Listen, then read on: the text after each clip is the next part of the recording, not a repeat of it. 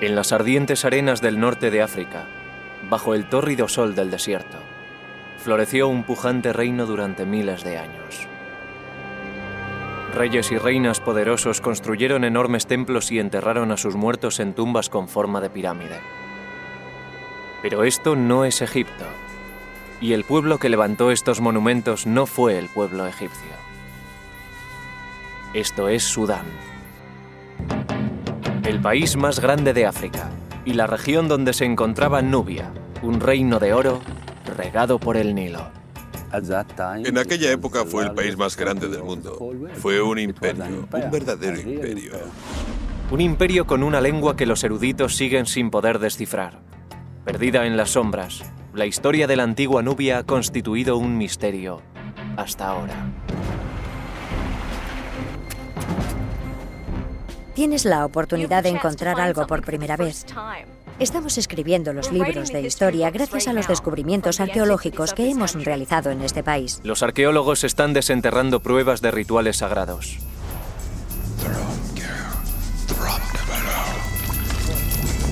Este fue el escenario de un antiguo crimen. Parece como si alguien hubiera roto deliberadamente este altar en multitud de pedazos. Es posible que una invasión cruenta acabara con el poderoso imperio.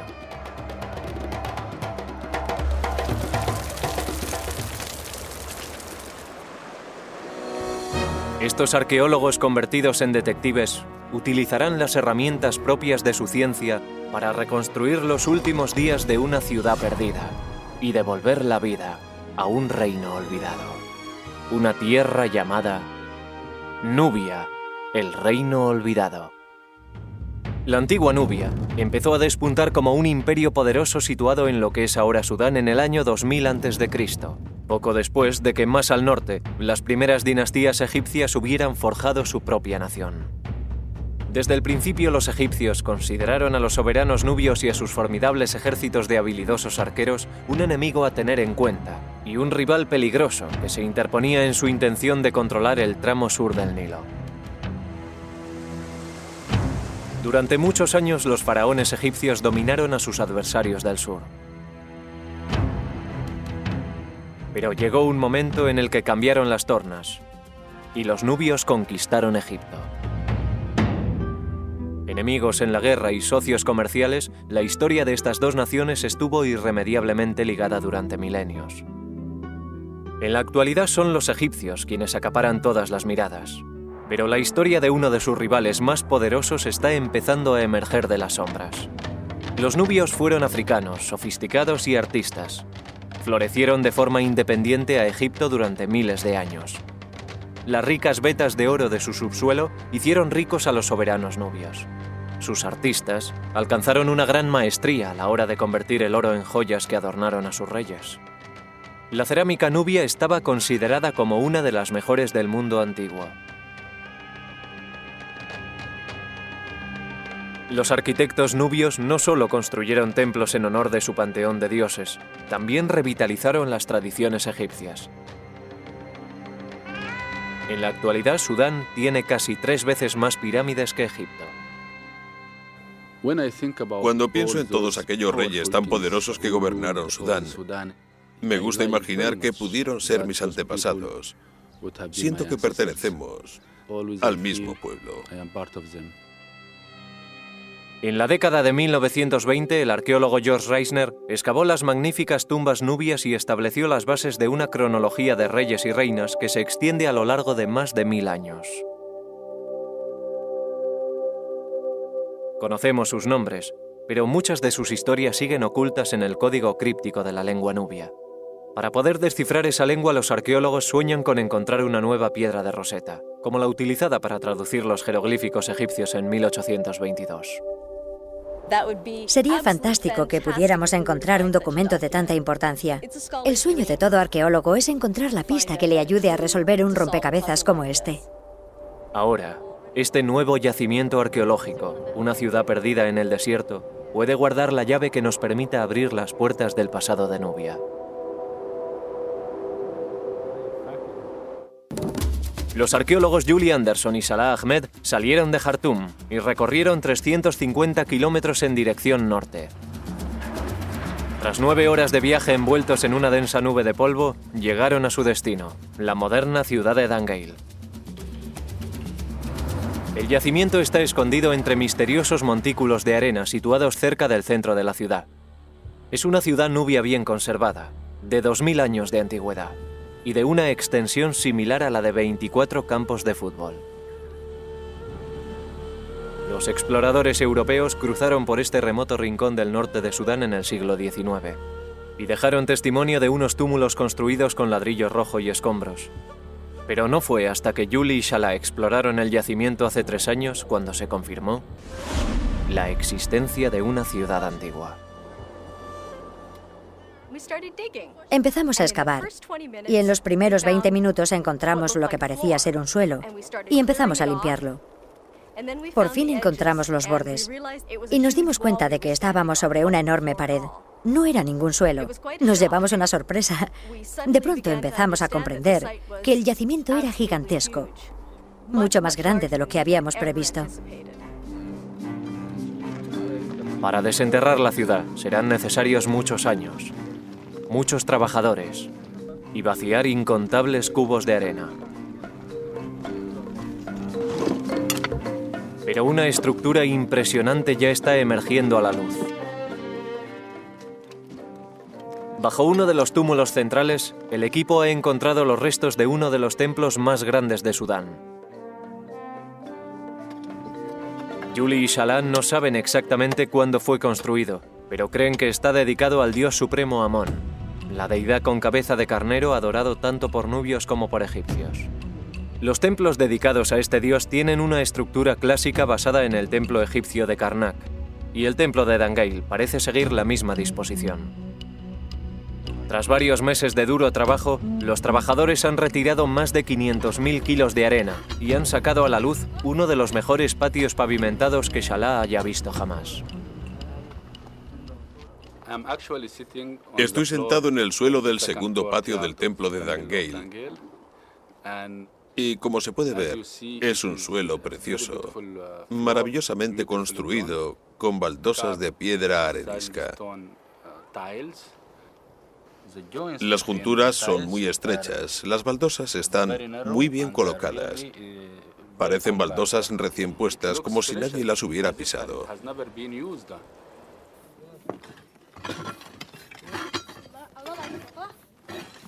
En otra parte del templo, Julie ha desenterrado los restos de una gran columna de arenisca. Al estar enterrada durante siglos, las figuras grabadas han conseguido escapar a la acción abrasiva del viento y la arena. Es preciosa. Tiene un pequeño ombligo. Es realmente preciosa. Sí. Y está muy bien conservada. Mira, lleva una pequeña falda.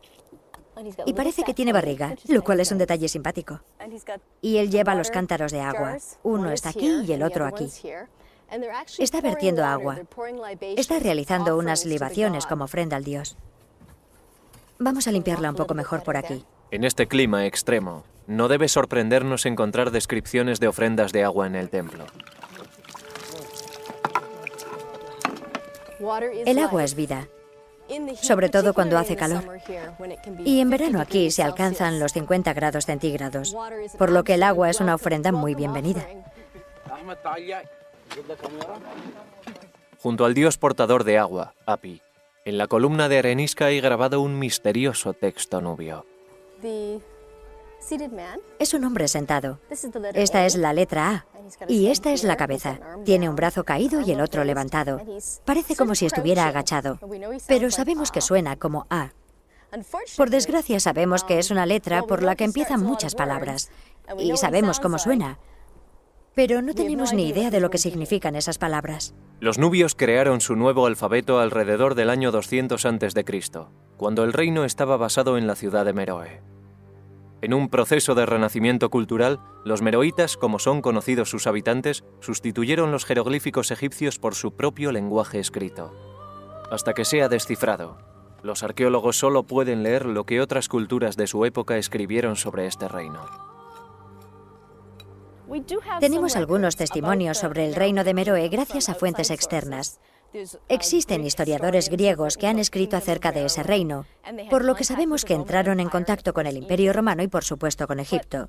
Pero desconocemos el punto de vista de los meroitas. Si pudiéramos leer sus inscripciones, serían ellos quienes nos hablaran directamente. Nos hablarían acerca de ellos mismos. Necesitamos encontrar algo similar a la piedra de Rosetta encontrada en Egipto y que sirvió para descifrar los jeroglíficos egipcios. Necesitamos un texto bilingüe. Y la antigua ciudad de Dangeil es una firme candidata a tener una piedra de Rosetta. Su ubicación en el Nilo, justo al sur de una zona de rápidos llamada la Quinta Catarata, le aseguraba una posición estratégica junto a la intersección de las principales rutas comerciales del interior de África. La Quinta Catarata es muy rocosa, lo que imposibilita la navegación. Las rocas tienen los bordes tan cortantes que destrozarían el fondo de cualquier barco. Es necesario desembarcar, recorrer un tramo por tierra y retomar el Nilo, y el lugar en el que se retoma este es Dangeil. A lo largo de su historia, el reino nubio atrajo a mercaderes de países lejanos, que venían en busca de marfil, pieles de animales y, por supuesto, oro. Mercaderes de distintas culturas y lenguas. Griegos, egipcios y romanos comerciaron con Nubia. Muchos tuvieron que pasar por Dangeil, y es posible que dejaran alguna inscripción bilingüe. Pero por ahora el único camino hacia el pasado de Nubia se encuentra bajo tierra.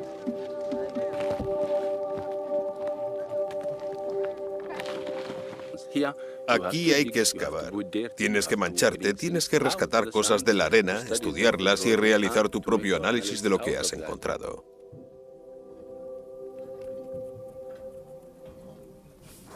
El clima del norte de África no siempre ayuda. Tras 3 semanas excavando en la arena, un remolino de polvo en el horizonte anuncia que las condiciones de excavación van a endurecerse aún más. A la mañana siguiente los cielos están limpios y con la calma que viene tras la tormenta llega la primera pista sobre los orígenes de esta antigua ciudad.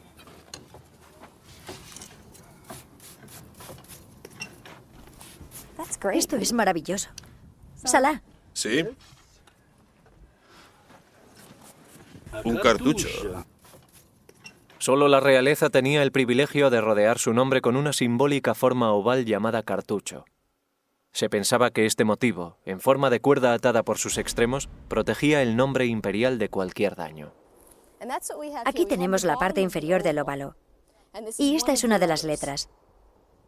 Por supuesto, el nombre de un rey tiene muchas letras, así que esta no es más que una pequeña pista. Si encontramos el nombre del rey en el santuario, sabremos quién fue la persona que construyó el templo. Es una pieza muy importante. Ahora necesitamos encontrar el resto del nombre, y confío en que esté en alguna parte, porque evidentemente esta pieza ha tenido que salir de algún sitio.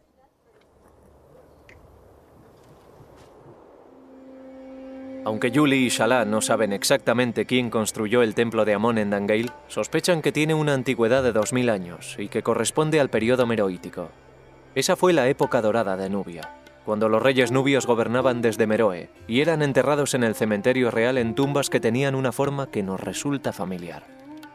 Influidos por la proximidad de Egipto, los nubios admiraban las enormes tumbas de Giza y empezaron a enterrar a sus reyes en sus propias pirámides, que a diferencia de las egipcias tenían los lados más escarpados.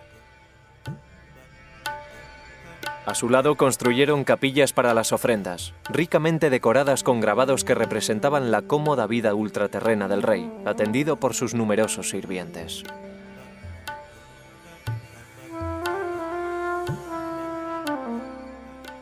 No solo los reyes fueron enterrados en las pirámides de Meroe. Después del siglo III a.C., varias reinas poderosas ocuparon el trono de Nubia y es posible que fueran corregentes. Una de las más importantes reinó cerca de principios de nuestra era, justo antes de la probable construcción del templo de Dangeil. Amenishaketu fue una poderosa reina nubia. Aparece representada portando arcos y flechas, armas que tradicionalmente solo solía utilizar el hombre, y lleva atados a unos prisioneros. Hay bastantes posibilidades de que combatiera contra los romanos. En el año 23 a.C., los romanos atacaron el reino nubio. Según su testimonio, al mando de las tropas nubias estaba una valerosa mujer tuerta que los arqueólogos creen que puede tratarse de Amonishaketo. La reina consiguió impedir que los romanos conquistaran su reino, e incluso logró la firma de un tratado de paz favorable. Aunque difuminadas, aún pueden encontrarse restos de la imponente figura de Amonishaketo en las paredes de su capilla de ofrendas. El gran tamaño de la figura demuestra lo poderosa que es la mujer y también que está bien alimentada. Esta representación sigue el canon de belleza meroítico. Luce un montón de brazaletes en los brazos y anillos en los dedos. Parece como si estuviera cubierta de oro. Fue una mujer muy afortunada por tener tantas joyas. El perfil real de Amonishaketo salió a la luz por primera vez en 1834, cuando el explorador italiano Giuseppe Ferlini viajó a Sudán, deseoso, como él mismo declaró, de hacer alguna contribución útil a la historia. Pero lo que buscaba en realidad era oro. Ferlini confiaba en hacerse rico vendiendo en Europa el producto de sus saqueos.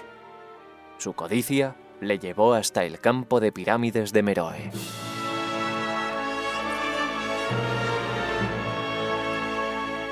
Según su diario, Ferlini ordenó a sus hombres que desmantelaran la tumba de Amonishaketo, una de las mejor conservadas del cementerio, y que medía más de 30 metros de altura. Mientras sus hombres trabajaban bajo el implacable sol del desierto, Ferlini descansaba a la sombra. Su tranquilidad fue alterada por los gritos de un trabajador que le pidió que subiera a la cima de la pirámide. Me levanté y corrí con el corazón henchido, con la esperanza de una deliciosa aventura. En la cima, Ferlini comprobó que sus hombres habían descubierto una cámara oculta bajo las piedras. De allí emergió un cuenco de bronce lleno de objetos envueltos en trapos de lino. Ferlini había encontrado lo que buscaba. Al atardecer, llevé los objetos descubiertos a mi tienda. Y cuando todos mis sirvientes se fueron a dormir, saqué los preciosos objetos y los estudié con el corazón rebosante de alegría. Admiré el oro que tanto abundaba y fui consciente de que excedía sobradamente a lo que yo sabía que estaba expuesto en todos los museos de Europa. Ferlini había descubierto una asombrosa cantidad de joyas. En la actualidad, gran parte de su descubrimiento se expone en el Museo Egipcio de Múnich. Brazaletes de oro cubiertos con bandas decorativas de gotas de cristal fundido, colgantes ornamentales con imágenes de los dioses y docenas de pesados anillos de oro, algunos con grabados de la figura de Amón. Es uno de los mayores tesoros encontrados en Nubia y nos proporciona una idea bastante precisa de lo que llevaban los reyes y reinas de la época. Aunque el saqueo de Ferlini sacó a la luz una colección de joyas increíble, hubo que pagar un precio por su descubrimiento. La búsqueda implacable de oro por parte del explorador destruyó la pirámide de Amonishaketo.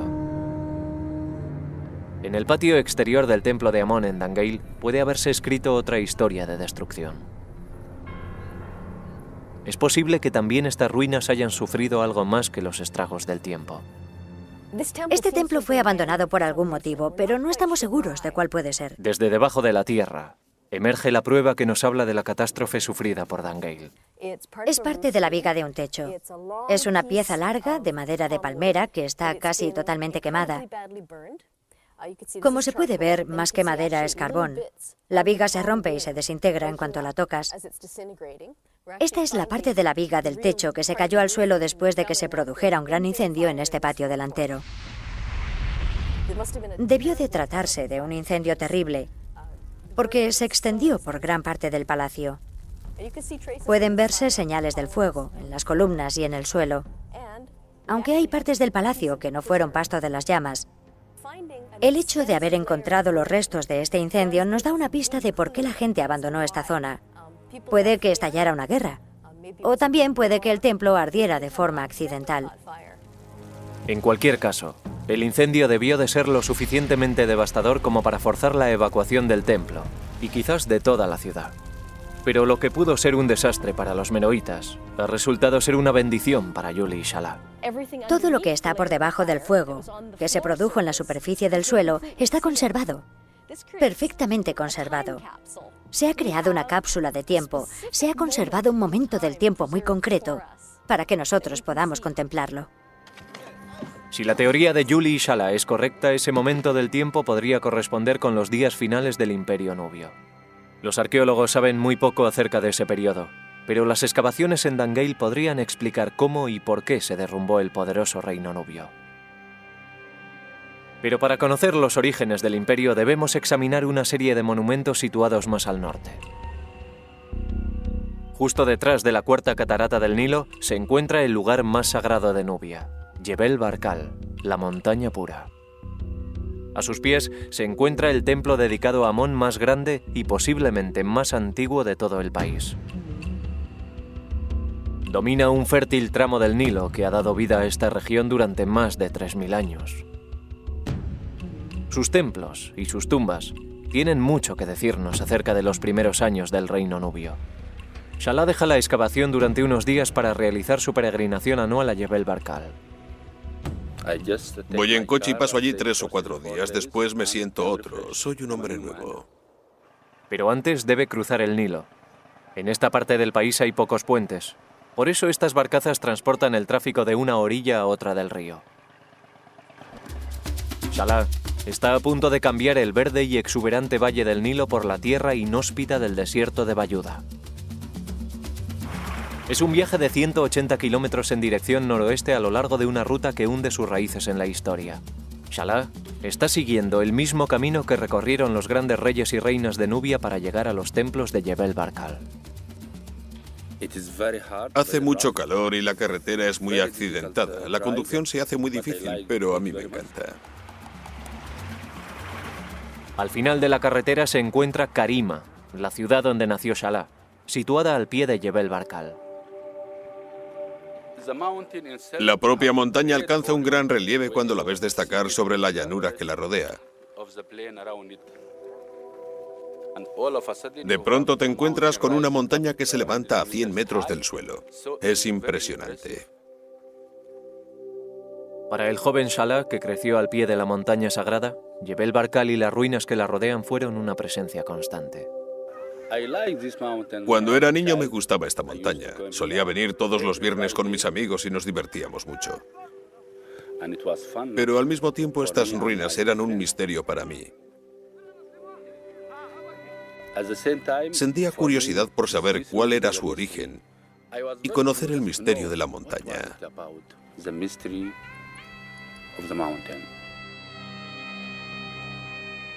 El misterio se remonta hace 3500 años, la época de algunos de los faraones más grandes de Egipto, el rival norteño de Nubia. En la forma que adopta la cima de Jebel Barkal, los egipcios vieron la representación del símbolo más poderoso de la realeza, el Ureus, o cobra del Alto Egipto. Puedes ver la silueta de una corona con el símbolo de la realeza en su parte delantera. Como creían que Amón, el dios de los dioses, era el origen de su monarquía, los egipcios construyeron aquí un templo en su honor. Ampliado a lo largo de los años por los reyes nubios, el templo es el más grande de Sudán. Pero el tiempo ha pasado factura. Siglos de exposición a la erosión han hecho desaparecer las columnas con grabados como la que Julie y Salah han encontrado en Dangeil. Las condiciones climáticas son muy duras. Por eso ahora tanto el templo como sus alrededores están en ruinas. Pero cuando el templo brillaba como una joya a los pies de la montaña sagrada, los poderosos faraones egipcios recorrían cientos de kilómetros para ser coronados aquí por los sumos sacerdotes de Amón. Este era el lugar más sagrado de todo el Valle del Nilo. Siempre pensaron que Amón moraba aquí. Dentro de la base del templo se levanta un templo en honor a la diosa Mut, la mujer del dios Amón. Salah es capaz de leer la leyenda mitológica de la montaña que aparece grabada en las paredes del templo. Aquí puede verse con claridad el perfil de la montaña.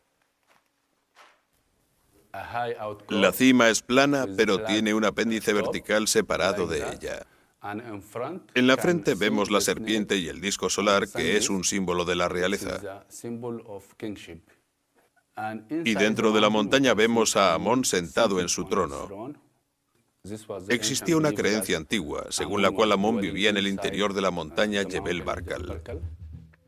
En el siglo VIII a.C., la antaño poderosa civilización egipcia se había debilitado y había perdido su dominio sobre la montaña sagrada. Los nubios asumieron el control de Jebel Barkal, autodenominándose los verdaderos hijos de Amón. Cuando se sintieron lo bastante fuertes, atacaron Egipto, conquistaron a su rival del norte y fundaron la 25ª dinastía. Todo el mundo piensa que los egipcios fueron los dueños del Valle del Nilo, pero no fue siempre así. Durante un periodo de más de 100 años, los nubios fueron los dueños de África. El rey Taharco fue el más destacado de esta poderosa dinastía de faraones nubios que gobernaron sobre la tierra de las pirámides e incorporaron a su reino toda la riqueza y el esplendor que había definido a la civilización egipcia.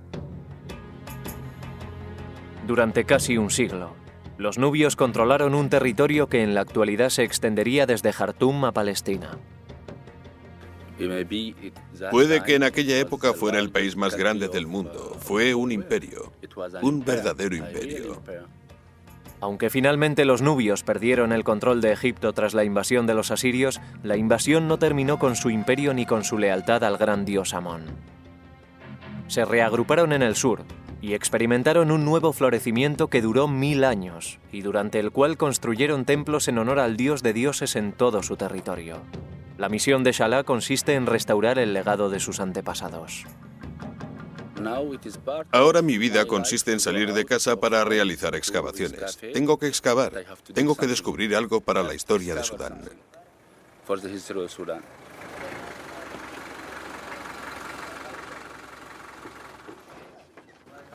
De vuelta en Dangeil, Salah va a enfrentarse a un nuevo reto. Ahora buscará a sus antepasados dentro de sus tumbas.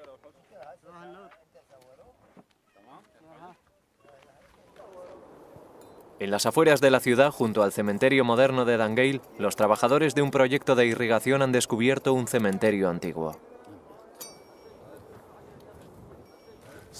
Todo parece indicar que la excavadora ha abierto la zanja justo donde estaban las tumbas.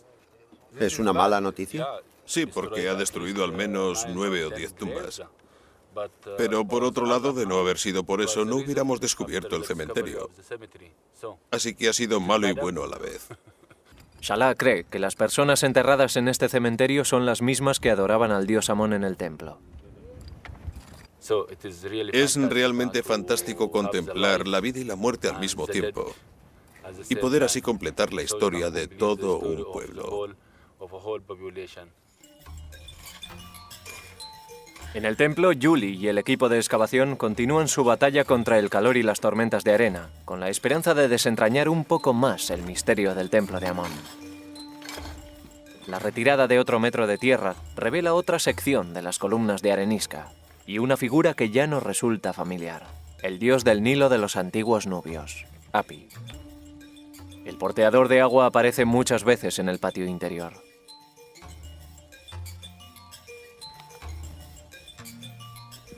En esta columna tenemos 8 figuras de Hapi y en las demás columnas tenemos otras 8. Así que cuando terminemos tendremos 32 figuras de Hapi. Hapi es el dios del Nilo y, como podemos ver, porta unas vasijas que vierten agua. Con ello quieren indicar que el dios lleva la fertilidad del Nilo a la gente que habita en sus riberas. Por eso Hapi era tan importante para la gente que vivía aquí. Sin el agua del Nilo hubieran perecido.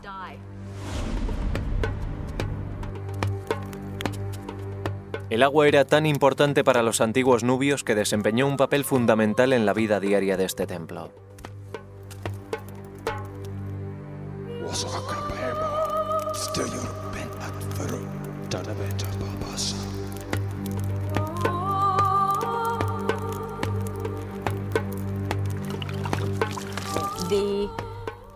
Los sacerdotes ofrecían libaciones a los dioses. En este caso concreto sería al dios Amón. Esto significaba que posiblemente derramaban agua y quizá leche en el altar y se lo ofrecían al dios.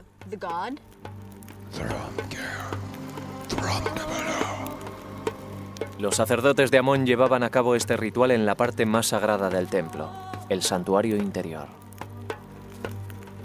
Por lo general, solo los sacerdotes tenían acceso a esa sala. Es el santuario principal, el Sancta Sanctorum del templo. Julie y Salah han estado esperando para excavar esta cámara sagrada. Esperan encontrar un altar o una estatua, algo relacionado con los antiguos rituales que saben que tuvieron lugar en el interior del templo. Estos bloques son enormes. Como se puede ver, su grosor es mayor que el tamaño de mi mano. Aquí guardaban algo muy pesado. Podría ser un altar o bien una estatua. Es aquí donde los sacerdotes harían sus ofrendas a Amón. Pero en el lugar en el que debía levantarse el altar, Julie encuentra las inquietantes pruebas de una profanación. Parece que alguien excavó un gran agujero en el suelo del santuario principal del templo. El altar sagrado ha desaparecido. O bien se lo llevaron con ellos o lo volcaron para llevárselo y se rompió al caer. Pero no hay duda de que, sea como sea, cometieron un sacrilegio terrible. Tras este descubrimiento, los restos del incendio encontrados en el patio delantero ya no parecen ser obra de un accidente. La identidad de los saqueadores es un misterio, pero lo que hicieron con el altar queda perfectamente claro cuando Julie reexamina un montón de fragmentos de piedra encontrados al principio de la temporada. ¡Cómo pesa!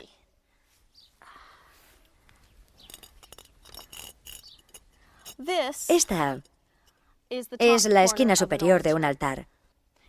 Y como he dicho, es bastante pesada. Así que debió de haber hecho falta mucho músculo para despedazar el altar en todos los fragmentos que vemos aquí. Por suerte, aunque el altar está destruido, una pieza crucial permanece intacta. Hemos completado esta pieza. Es la pieza perdida del cartucho que estaban buscando. Ahora podrán descifrar el nombre del soberano que levantó este templo. Y no es un rey. Su nombre real es Marikalpa, y es uno de los nombres de la reina Amanitore. El templo ha dejado de ser anónimo. Ahora tiene un soberano y una fecha. Amanitore fue otra poderosa reina nubia que reinó durante el primer siglo después de Cristo. Conocemos el aspecto que tenía la reina. Esta es su corona. Y en la parte delantera aparece un ureus doble, esto es, dos serpientes con un pequeño disco solar encima de cada cabeza. Y esta es su nariz, que destaca en su perfil. También se ve una oreja y un pequeño pendiente en este lado. Y se la representa con una hermosa y rolliza mejilla para significar que posee belleza y fertilidad, que no le falta comida y que puede traer hijos al mundo sanos y fuertes. La reina Amanitore y el rey corregente Natakamani reinaron sobre Nubia durante la época de Cristo. Esta poderosa pareja honró a los dioses construyendo más templos que casi cualquier otro soberano nubio. El complejo de Naga, situado a 200 kilómetros al sur, es un testamento impresionante de su devoción. Para llegar al templo hay que recorrer una avenida flanqueada por estatuas de carneros en homenaje a Amón, lo que nos da una pista de lo que podría esconderse bajo las arenas de Dangale. Como todos los soberanos nubios, el rey Natakamani y la reina Amanitore tuvieron primero que ser coronados oficialmente en Jebel Barkal. Desde allí visitarían muchos de los templos más importantes de su reino, como el de Dangale, donde serían coronados ceremonialmente por Amón.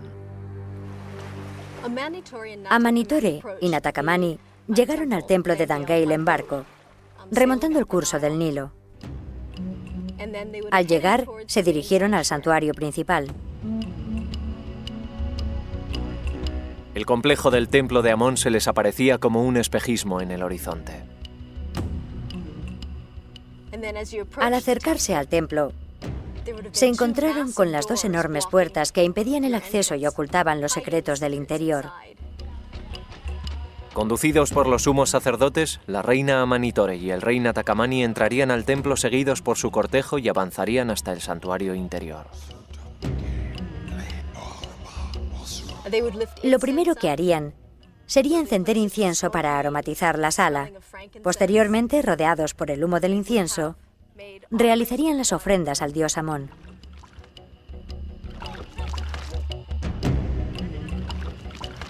Entonces los sacerdotes de Amón, hablando en nombre del dios, indicarían quién debía ser el sucesor, quién debía ser el próximo rey. Posteriormente llegaría el momento de la coronación. El rey era coronado oficialmente por Amón, en este caso presumiblemente por su representante en la tierra, el sumo sacerdote de Amón.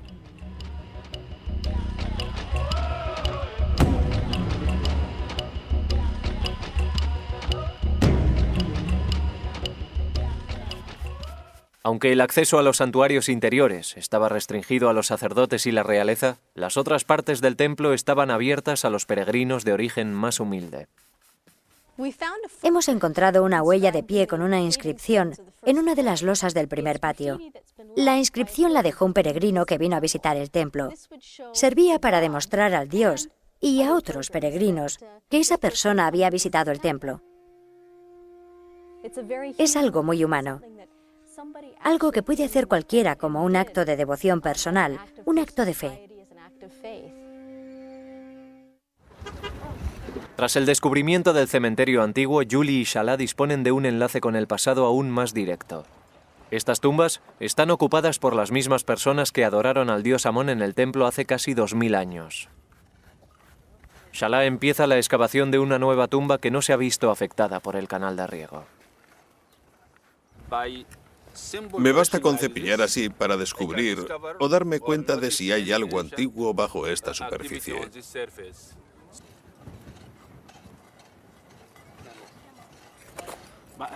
Pero aquí debo tener mucho cuidado porque tengo que seguir exactamente los límites del hueco original. Tras varios días de excavaciones, Shala ha avanzado mucho. A la entrada de la tumba ha encontrado una vasija intacta enterrada en la tierra.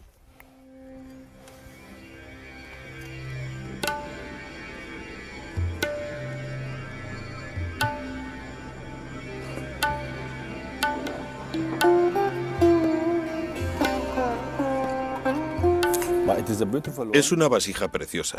Me gusta mucho su forma. Tiene una forma preciosa. También el color es muy bonito. Creo que es una pieza de museo preciosa. Es probable que la familia del difunto utilizara la vasija para quemar incienso en honor del fallecido como una última prueba de dolor. Este tipo de vasijas se colocaban boca abajo en el exterior de la tumba. La tumba se sellaba para lo que los meroitas creían que iba a ser la eternidad. Los familiares del difunto buscaban consuelo en el templo, donde rezaban por los enfermos y los muertos. Otras personas venían a dar gracias a los dioses por un nuevo nacimiento o por una cosecha abundante. Aquellos que querían entrar en el complejo del templo debían antes cruzar una inmensa puerta flanqueada por dos majestuosos bloques de piedra. A medio camino de una avenida flanqueada por carneros, podrían resguardarse del sol bajo una estructura techada sostenida por columnas. Más adelante se encontraban las grandes puertas del templo. El templo estaba completamente pintado. También las columnas estaban pintadas, incluso las paredes. Había color por todas partes. La parte inferior de las paredes y de las columnas del santuario exterior estaba decorada por la figura del dios Hapi portando agua, mientras que las imágenes del rey y la reina realizando ofrendas a Amón adornaban las zonas superiores de la cámara. Incluso las estatuas de los dioses estaban pintadas.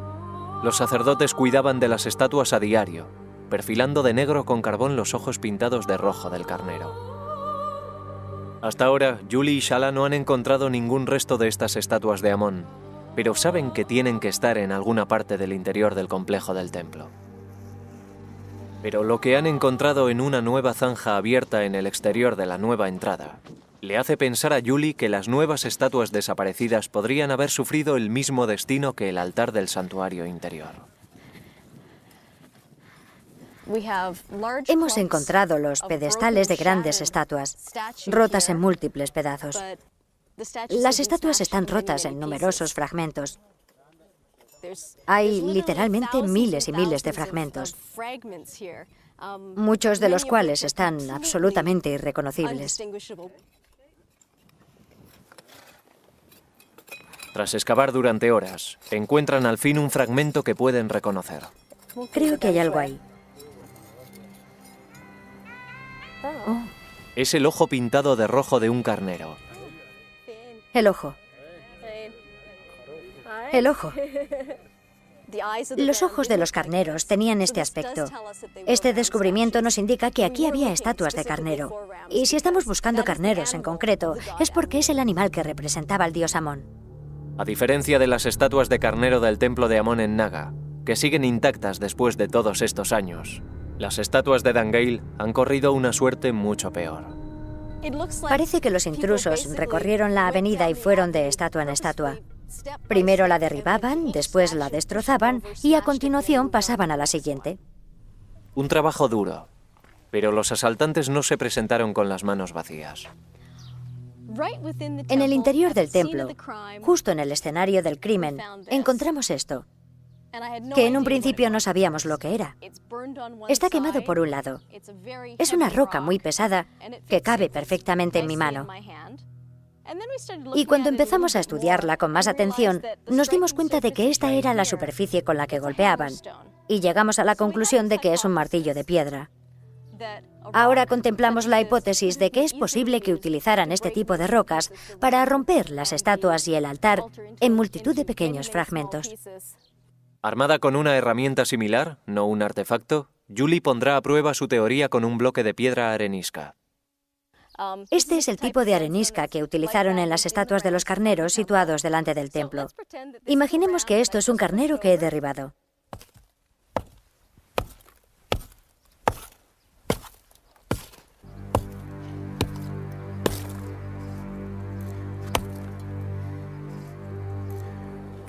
Como podemos ver, los trozos de roca se fragmentan en piezas muy pequeñas y tienen un aspecto muy similar a las piezas que recuperamos del altar. Estoy bastante contenta con esta demostración porque todo parece indicar que pudieron utilizar estas hachas de piedra para destruir las estatuas. Nos enfrentamos a un crimen. La hipótesis de una invasión gana enteros. Alguna fuerza poderosa pasó por Dangeil a sangre y fuego y arrasó el templo sagrado. Los invasores saquearon el santuario. Borraron toda referencia a los soberanos nubios y destruyeron los símbolos de sus dioses. Se llevaron todos los objetos de valor. Y por último, como gesto de despedida,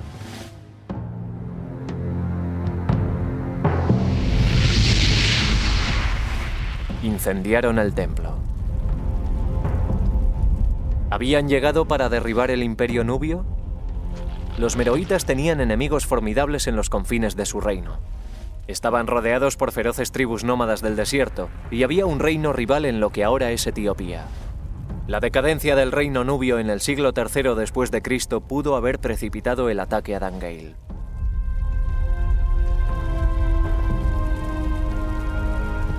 Una cosa es segura, la antigua ciudad nunca se recuperó del golpe.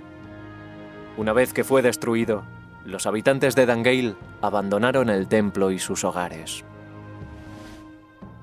Estamos muy contentos por haber conseguido encontrar estas respuestas. Ahora intentamos completar algunos detalles, pero ya tenemos respuesta a las grandes preguntas, y eso es increíble. Es una recompensa extraordinaria para su primera temporada de excavaciones. Pero a Salah aún le queda mucho trabajo en el cementerio. Por fin, ha conseguido acceder al interior de la tumba, donde ha encontrado una enorme vasija para realizar ofrendas.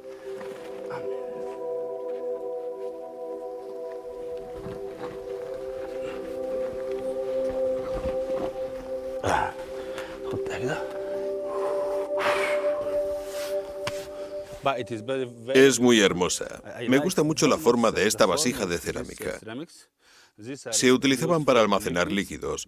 Generalmente suelen encontrarse en la entrada de las tumbas para proteger a los muertos.